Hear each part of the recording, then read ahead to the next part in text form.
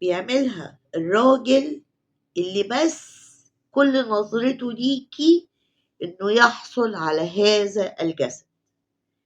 لو هو بيعمل الحاجات دي اعرف ان هو ما بيحبكيش، هو ناظرلك على انك مجرد اداة جسدية جنسية فقط.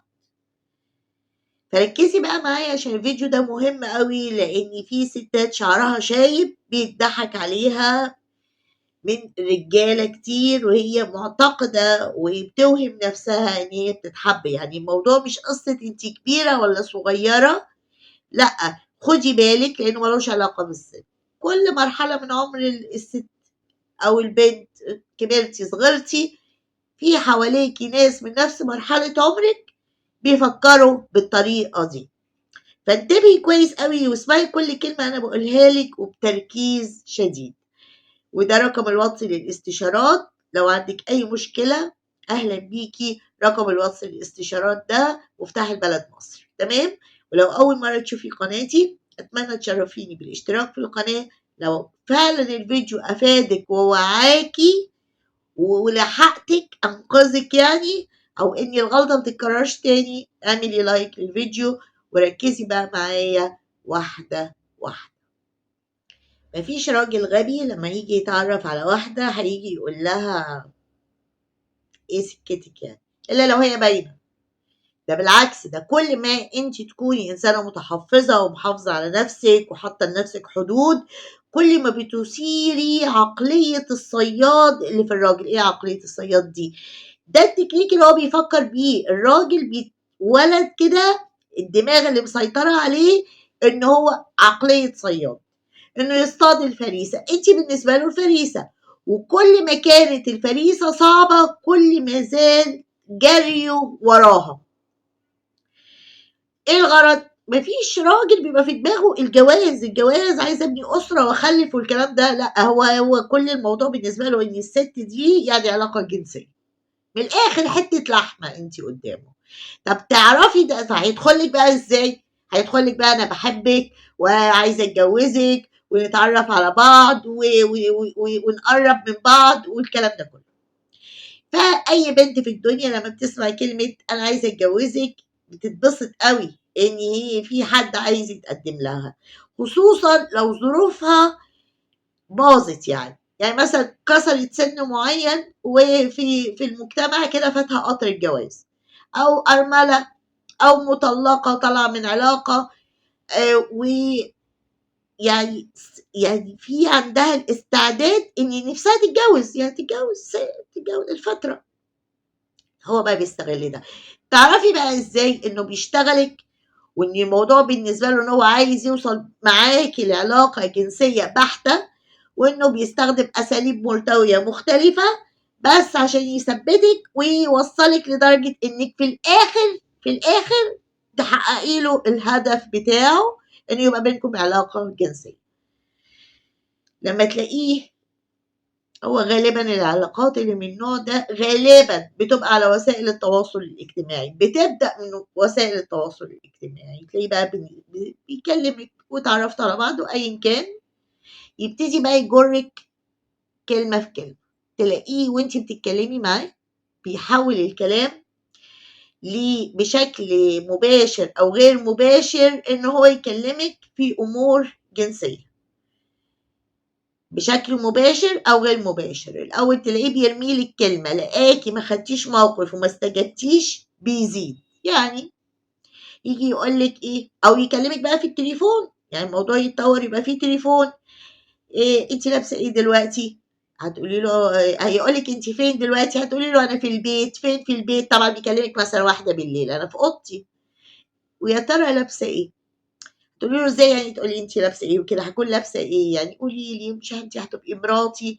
ويبتدي باي شكل من الاشكال يسالك انت لابسه ايه، وبعدين يجي يقول لك مره ايه، طبعا لابسه ايه بقى وايه، واللي يجر وراه يجي يقول لك ايه، ابعتي لي صوره ليكي. هتقولي له ابعت لك صوره ليه؟ ايه، ما انا صورتي قدامك يعني وانت مش عارفها؟ ما هو ممكن كمان يبقى زميلك في الشغل ولا جارك في الشارع، يعني شايفك على ارض الواقع، يقول لك لا وانا زي غيري يعني الصوره اللي انت عارضاها كده وكل الناس بيشوفوها انا تبقى دي انا برضو اللي اشوفها، انا عايز صورة خاصة ليا انا. تقولي له صورة خاصة بيك، عايز صورة على طبيعتك كده، تبقي على طبيعتك وانت كده قاعدة في البيت كده، اتخيل كده لما تبقي مراتي وقعداني في البيت وانت قايمة بقى مستهبلة ويا سلام تبقي محجبة، تبقي قلعة لي الطرحة ومتصورة. يجي مثلا واحد يقول لك ايه، انا عايزك يعني مثلا انت عامله في البروفايل بتاعك الصوره بتاعتك كده بس مش صوره كامله، يجي يقول لك انا عايز اشوف صوره كامله ليكي. صوره كامله ليكي بيتفرج عليكي بقى. تمام. لما تلاقي ان انتوا لو جيتوا مثلا خرجتوا مع بعض في اي مكان بيحاول وبشتى الطرق انه ينفرد بيكي، ياخدك السينما تقعدوا ورا. انت فاهمه او مش؟ لو مش فاهمه افهمي. واحد عايزك تاخدي تروحي السينما وينقي مكان كده ويدي فلوس للراجل اللي بيقعده ويقعدكوا ورا علشان يعرف بقى يحط ايده عليكي، يعمل كده كده ايا كان.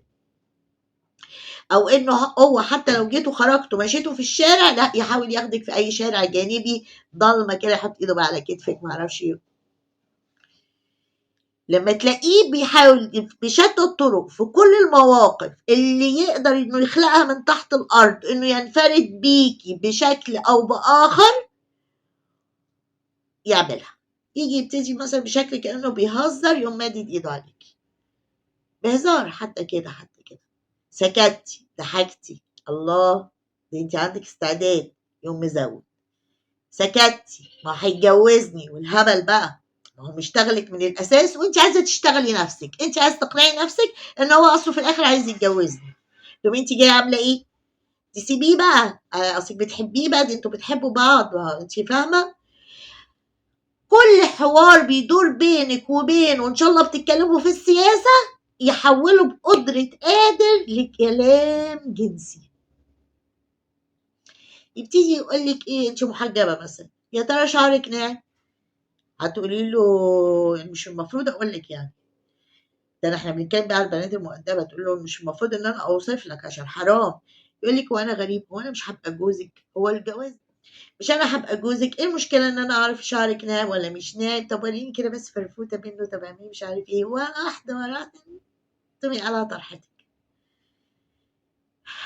انسان بشتى الطرق ان هو يحاول ان هو يستغلك، بشتى الطرق يحاول ان هو يجرك للمنطقه اللي هو عايزها ان توصل العلاقه بينكم لعلاقه جنسيه. ولما يلاقيكي بقى بتتمنعي، قسما برب العزة والكلام ده مش جديد بقى، ده الكلام ده اللي بحكي لكم يمكن من 30 40 سنة، كان في شباب ممكن لو مش طايل البنت ده يروح وياخد امه واهله معاه ويروح ويخطبها ويلبسها دبلة ويقعد سنة خطيبها يهيص معاها خروج ومسك واحضان وبوس والهبل ده، وفي الاخر يسيبها. هو مش رايح اصلا كان يخطبها، هو رايح يمشي معاها بس معرفش يمشي معاها ولا يطولها في علاقة عاطفية، قام راح خاطبها. قسما بالله لهذه الدرجة. يعني انت حتى لو مخطوبة مش الامان، يعني اصلا حرام حتى لو خطيبك حرام لا يشوف شعرك ولا يلمسك اصلا، عشان تكوني عارف. وفي رجالة ان هو يحاول ان هو يستغلك، يعمل لك عملية ابتزاز عاطفي. فاكرين فيلم عادل امام في كان اسمه اتنين على الهوا او حاجة كده، هو ميرفت امين وقاعد يقول لها امي وانا ما بعرفش انام ما اعرفش يفضل يستدرجها. والله بيلعبوا الالعاب دي. وفي بنات ساذجة يعني مثلا يقول لها انا عيان وماما مش في البيت، تجري بقى هي تظبط له تعمل له تسوي له إيه، وانت مفكره بقى ما انا بوري له بقى ان انا ست بقى، ده انا هبقى ست بيت وست جدعه. هو بيصيدك بيصطادك، هو بيصطادك، لكن السذاجه وكبريائك يعني انت بتبقي شايفه على فكره، يعني القلب بيحس بيشوف. انت عارفه ان هو بيلعب عليكي بس انت بقى معتقده لا ما يقدرش عليا. لا بيقدر لانك بتضعفي يعني. الكارثه عارفه في ايه بقى؟ ان هو ممكن يضغط عليكي لما يلاقيكي انت مش مستجيبة، لكن في نفس الوقت هو علقك عاطفيا بيه. يبتدي يتجاهلك بقى، يضغط عليكي بايه؟ بالتجاهل، او انه هو يثير غيرتك عشان تنصاعي لرغباته اللي هو عايزها، انت عايزاه ترجعيه تاني. وتقعدي بقى الشيطان وصاحباتك البهابيل برضو اللي في سنك وشيطانيات، أو دي وهي هم عايزين ينزلوكي لمستواهم الأخلاقي، يقعدوا يقولوا لك عادي وإيه يعني، طب وإزاي، فاهمة بقى؟ فيضغط عليكي فتبتدي تديله اللي هو عايزه. طول ما الراجل اللي قدامك بيحرق على إنه يوصل العلاقة بينكم لأمور محرمة وعلاقة جنسية، اعرفي إنه مستحيل يكون أصلا بيحبك. الراجل لما بيحب بيحافظ عليها كده من نور عين، ما يستحملش حد يبص لها بصة وحشة. لكن لما تلاقيه هو عادي بقى بيتباهى قدام صحابه، البت دي انا اعرفها، وتيجي انتي تسمعي بالصدفة وتلاقي سمعتك بقت زي الزفت فجأة كده، او انه بقى يبتدي ايه، يضغط عليكي بانه هو بعتي له صورة بقى كده، طب انا بقى غير الصورة، انا عايزك تقعدي معايا، تيجي تقولي له لا ما ينفعش، يقول لك ما ينفعش، طب انا معايا صورتك. وطبعا بتسمعوا يوميا، والحمد لله ان بقى في مباحث انترنت والكلام ده كله يتظبط، يعني يتجاب من قفاه يعني. لكن ليه اصلا تحطي نفسك في الموقف ده؟ الراجل اللي عايزك يخبط على باب اهلك ويدخل من الباب، ولما يدخل ودخل الباب وخطبك تحطي له حدود، يعني اتعاملي مع نفسك انك حته جوهره. لو انت غليتي، يعني شوف انا عايزه اقول لك على حاجه، لو انت جبتي حته جوهره الماظ قد كده بملايين رميتيها في الزباله، لو انت معديه من قدامها انت مش شايفه لها قيمه، لان هي لو ليها قيمه هي مش هتترمى في الزباله. حين ممكن تلاقي فص قد كده نقطه كده ملي محطوط في علبه ومحطوط في فاترينا، والفاترينا عاملين لها حراس، هتحسي ان هو قيم جدا. فالحاجه كل ما كانت عامله لنفسها حدود وقيمه وفي ولكل مقام مقال. احنا دلوقتي في ايه؟ ما ينفعش ننط من مرحله لمرحله، اصلا مفيش حاجه اسمها ارتباط عاطفي، يعني بتبهدلي نفسك. احنا ديننا مخليكي زي الملكه، تبقي انت جايه منزله من قدرك وتفضلي تنزلي من قدرك وتقولي ما كل صحباتي كده. للاسف اعتياد الذنب ما بيبقاش ذنب بقى، بيبقى عاده وسلوك. عارفه بقى لو هو اتجن في عقله بقى واتجوزك، هيطفحك الدم. ليه؟ إنِّك في يوم من الأيام هو طالق، هو أخد منِّك حاجة ما كانش المفروض ياخدها، بمعنى إن هو هيفقد ثقته فيكِ، مش وهيشُك فيكِ وهيخلّي حياتِك سواد، ويفضل يعايرِك باللي هو أصلًا أجبرِك عليه بالضغط النفسي وبالإلحاح أو بالإقناع، أو إنه غرّقِك في المشاعر أو استغل نقاط ضعفِك. يبقى أنتِ منتظرة إيه؟ الراجل اللي يحاول إن هو ياخد منِّك قد ما يقدر حاجات مش من حقه، اعرفي إن الراجل ده مش بيحبِّك ومستحيل يتجوّزِك، ولو اتجوّزِك هيطفّحِك الدم.